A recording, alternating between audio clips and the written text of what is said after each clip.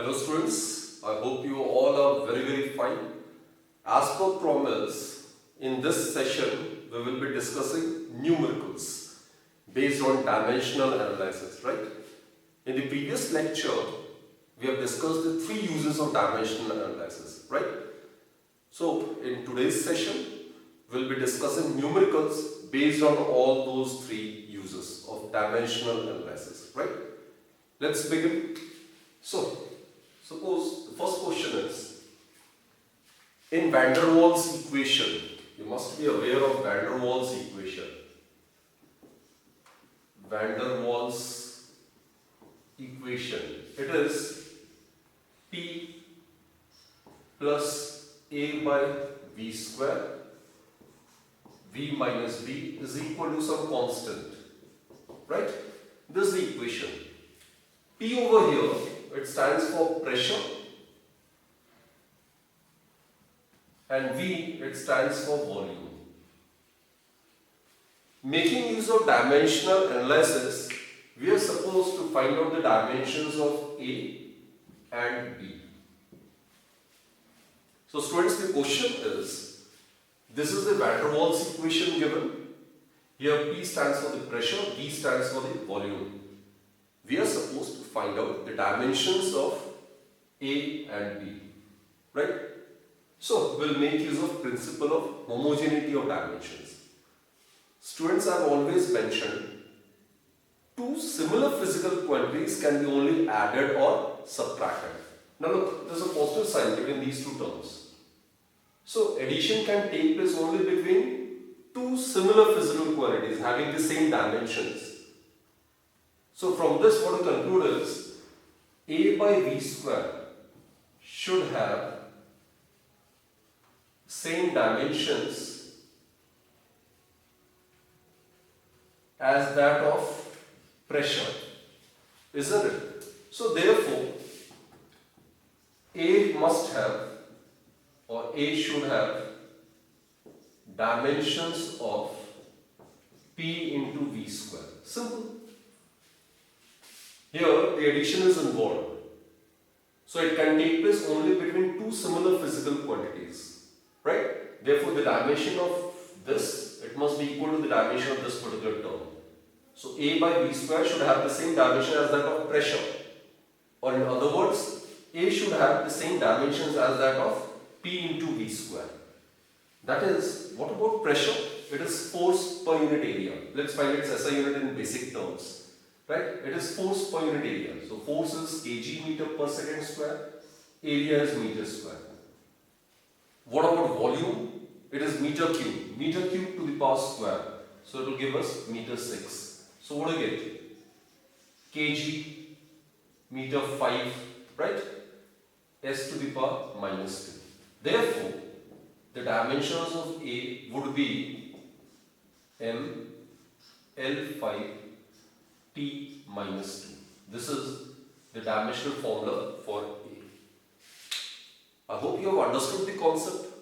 Again I am repeating, the addition or subtraction can be done only between similar physical quantities having the same dimensions. That is what I have used over here. Now let's proceed to get the dimension of B. Now look again. The negative sign, subtraction is involved between these two quantities. Therefore, these two physical quantities must be similar, they must be of same dimensions.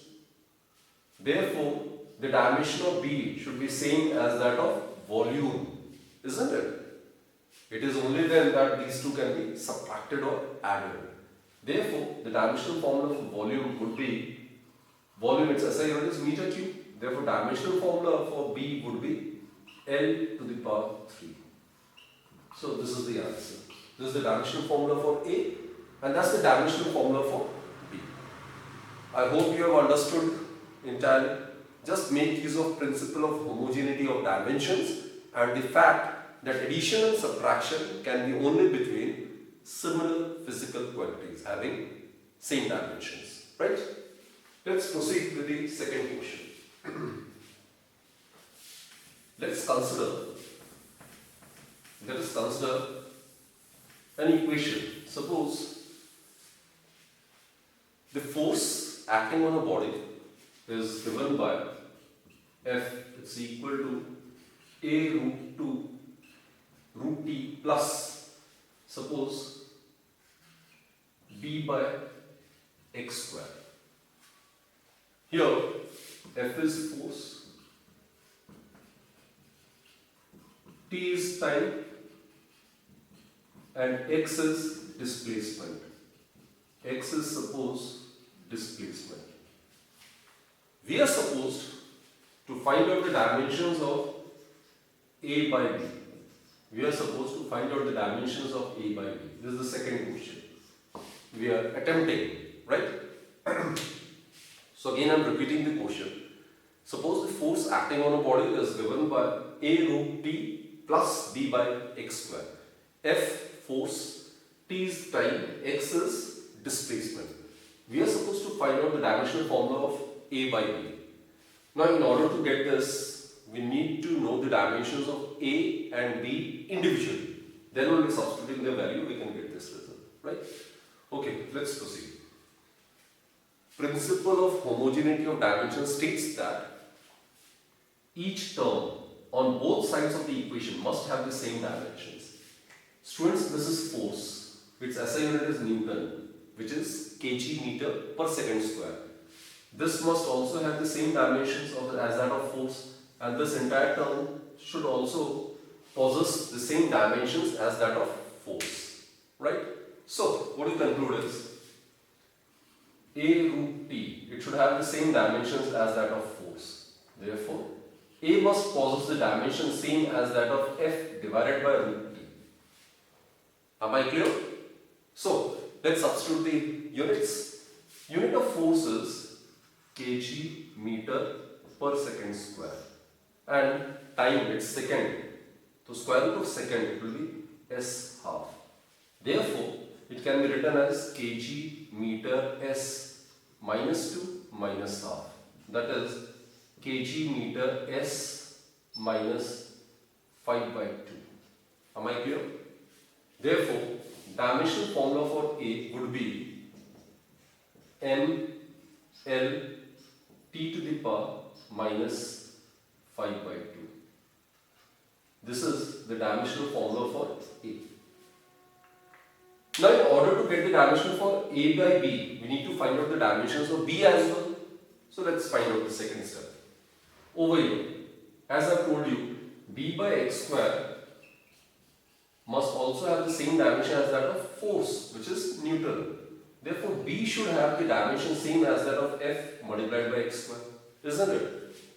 SI unit of force is Newton, x square, meter square, right? Newton in basic units can be written as kg meter per second square, and x square it is meter square. So what do you get? Kg meter cube s minus 2, isn't it? So therefore, dimensions of B would be kg, that is m L3 T minus 2. This is the dimensional formula for B. Now, since we have obtained the dimensions of A and B, we can substitute this value over here and we can easily get the result. Therefore, A by B would be equal to ML T to the power minus 5 by 2 divided by ML3 T to the power minus 2. MM get cancelled. So, what do you get? L 1 minus 3 will give us minus 2. T minus 5 by 2 and plus 2. So, we get L minus 2 T to the power minus 1 by 2. Right? So, this will be the dimensions of A by B. This is the answer. I hope students you are able to understand the concept involved over here. Simply make use of principle of homogeneity of dimensions and the fact that addition and subtraction can be done only between similar physical quantities having the same dimensions. So this is how the dimensions of A by B it can be easily found, right? Let's try another question.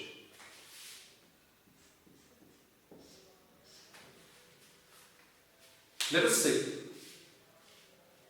the body is moving with velocity v, which is given by a plus t divided by b. Suppose it is given by a plus t divided by b. What are the dimensions of a b to the power half? Find out the dimensions of a b to the power half. Right? Again I repeat.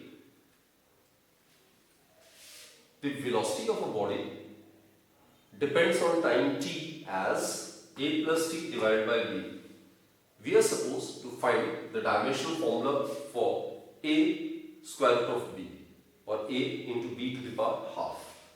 So let's proceed in a similar manner as was done in the previous two cases. So what we do? Addition sign. This is time. Addition can take place only between similar physical quantities, right? So this is time, second. This must also be time. Whose SI unit is second. So it's very simple. So A should have the same dimension as that of time. That is, the unit of A is second. So the dimensional formula for A is T. It's so very simple. Dimensional formula for A is T. Now second plus second is second only. Numerator will have a dimension of second. So we need to find out B. So the entire term will have the dimension same as that of velocity. Now listen students. Numerator will have a dimension of time. So you can write it like this. T by B will have the same dimension as that of velocity. Therefore, B will have the same dimension as that of time divided by velocity. Isn't it? Again, I am trying to convince you. The addition can be done between two similar physical quantities. It will have the dimensions of time, which we have obtained over here. Time plus time, it will also give the dimensions of time only. So in this, the numerator has got the dimensions of time. So time divided by B will have the same dimension as that of velocity.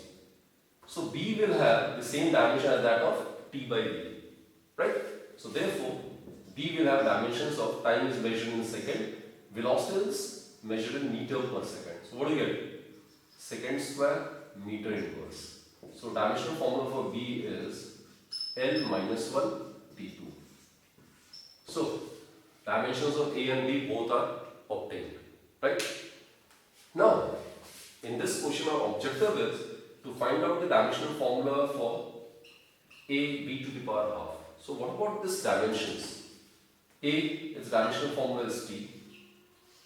B, its dimensional formula is L minus 1 T2 to the power half. So what you get is T L to the power minus 1 by 2, and this is T to the power 2 to the power half. It will give us 1. So L minus half, base same, so the powers will get added up. So this will be the result, right? So this is how these type of questions can be solved. I hope 3 questions are more than sufficient to understand the concept involved in such questions, right? All these questions are based on the first use of dimensional analysis. Clear? Okay. Let's proceed with 4th question.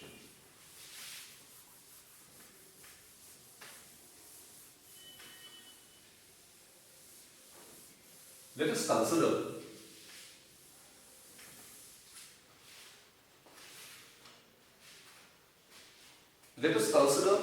a physical phenomenon where some physical quantities are involved, and by using dimensional analysis we can easily determine the relationship between those physical quantities, right?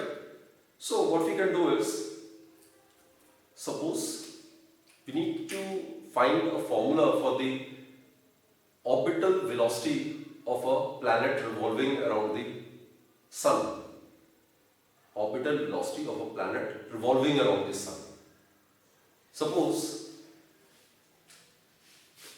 the mass of of the heavenly body around which the other body is revolving is denoted by capital M, right? The orbital velocity with which the body is revolving around that source mass is suppose v. And let us consider the path to be circular. Its radius is r. And obviously when we are talking about material bodies, force of gravitation is involved. So the term g will also get involved. So let capital G represents the universal gravitational constant, right? So let us find out the formula for the orbital velocity of a planet while revolving around the sun, or the orbital velocity of a satellite while revolving around a planet. So, suppose velocity of the satellite revolving around the planet, it depends upon the mass of the planet. How it depends, we are not sure. So let us consider it to be A, m to the power A. A is the dimensions of mass. It might depend upon the radius. So suppose it is r. How it depends, we are not sure. So let it be B. And third is, let us consider it to be dependent on G. Because when we talk about interaction of the two bodies, then the gravitational force is involved, where in addition to mass and the distance between the bodies, G is also involved. It is a dimensional constant. It has got some dimensions, right? So it depends on G as C. So combining these three, we can write it like this. V is proportional to m to the power A, r to the power B, G to the power C. Right? Now let's substitute the dimensional formula over here. Velocity, it's m0 L1 t minus 1. It is mass, only m. It is radius, it will be L. And G, its dimensional formula is m minus 1 L3 t minus 2. You need to remember. Students, here I must tell you, in order to solve such questions, you need to know the dimensions of each and every physical quantity involved, or else you won't be able to solve such numericals, right? So, the dimensional formula for G is m minus 1 L3 t minus 2. Okay, let's solve it. So, it is m A over here m to the power minus c. So, base same, so powers get added up. L to the power b over here L to the power 3c, so it will be plus 3c. T to the power minus 2c. So, as per the principle of homogeneous dimensions, the dimensions on both sides must be same. So, therefore, a minus c, it should be equal to 0, which implies that a is equal to c. Right? This is first. Second is, compare the powers of L. Over here b plus 3c, it will be equal to 1. This is second. Third, minus 2c is equal to minus 1, which implies that c is equal to half. So if c is equal to half, then a is also half. So the value of a is obtained, the value of c is obtained. Substituting this value of c over here, the value of b can be also obtained. Therefore, b plus 3 by 2 is equal to 1, or b is equal to 1 minus 3 by 2. So b would be equal to minus half. Right? So we obtain the value of a, b and c. Then what you need to do is to substitute the value of a, b, c over here. Therefore, v is proportional to m to the power a, the value of a is half. R to the power b, the value of b is minus half. G to the power c, the value of c is half. So we can write it like this: Gm by r. Right? It can further be written in this particular manner. In order to eliminate this proposed sign, we need to introduce some constant. So it is k square root of Gm by r. This is the formula relating the orbital velocity of the planet along with orbital velocity of a satellite with the mass of the planet around which it is revolving, the gravitational constant and the radius of the orbit. So this was based on the second use of dimensional analysis, which is to determine the relationship between different physical quantities involved in a phenomenon, right? Let us continue with another question.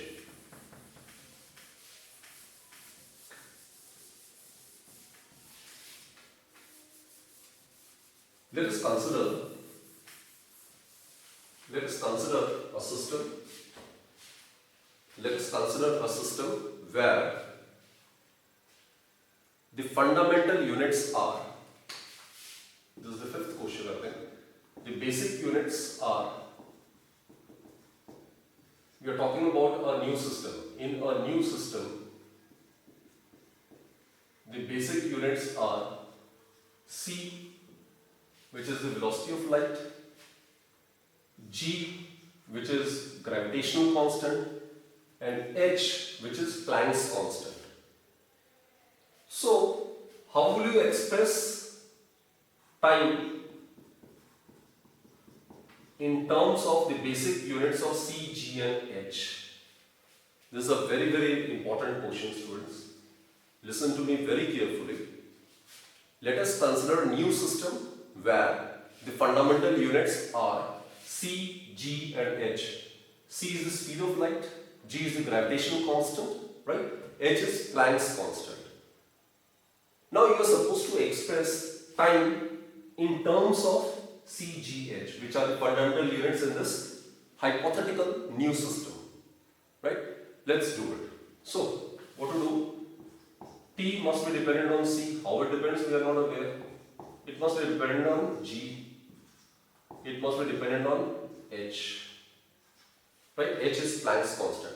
So combining these three, we get c to the power a, g to the power b, h to the power c. You need to know the dimensions of each and every physical quantity, right? T, its dimensions is m0, l0, t1. This is velocity, which is lt minus 1. Universal gravitational constant, its dimension formula is m minus 1, l3, t minus 2 to the power b. H is Planck's constant, right? Do remember its SI unit of Planck's constant is joule second, right? Joule is kg meter square per second square multiplied by second. So what do you get? Kg meter square per second. So dimensional formula for Planck's constant would be m L2 t to the power minus 1. This is c. Now, as was done in the previous question, let's try to solve it. So it will be m to the power minus b plus c, minus b and c. Whenever base is same, the powers get added up. L to the power, it is a plus 3b plus 2c, and t to the power, it is minus a minus 2b minus c, right? So compare both the sides. So what do you get? Minus b plus c is equal to 0, which implies that c is equal to b. This is the first one. Second, a plus 3b plus 2c is equal to 0. And third one, minus a minus 2b minus c is equal to 1. Now look, we have got 3 variables and 3 equations. Mathematically it can be easily solved. Let's try to get the value of a, b and c. What to do is, let's try to eliminate a over here. If we add these two, what we get is, suppose we add these two. A minus a get cancelled, right? We get b plus 2c minus c, that is plus c is equal to 1. Simply we are adding it. We have simply added these two, second plus third, right? A minus it will give 0, 3b minus 2b is b, plus 2c minus it is plus c. 0 plus 1 is 1. Now make use of this. C is equal to b. Therefore, twice is equal to 1, which implies that c is equal to half. C is half means b is also equal to half. Now knowing the value of b and c, we can easily find out the value of a. Substitute the value of b and c in either of these three equations. Let's get the value of a then. Okay. From second what we get is this equation. A plus, substitute value B and C as half. So A plus 3 by 2 plus 2 by 2 is equal to 0. So let's check it out. So A would be equal to, or rather A plus 3 by 2 plus 1, it will be 5 by 2, or A would be equal to minus 5 by 2. Clear? So students, we have obtained the values of A, B and C. Now, in the last step, what we need to do is, we need to substitute this value of A, B and C. Therefore, T would be equal to C to the power A, that is minus 5 by 2. G to the power B, B is half. And H, C, that is again its value is half.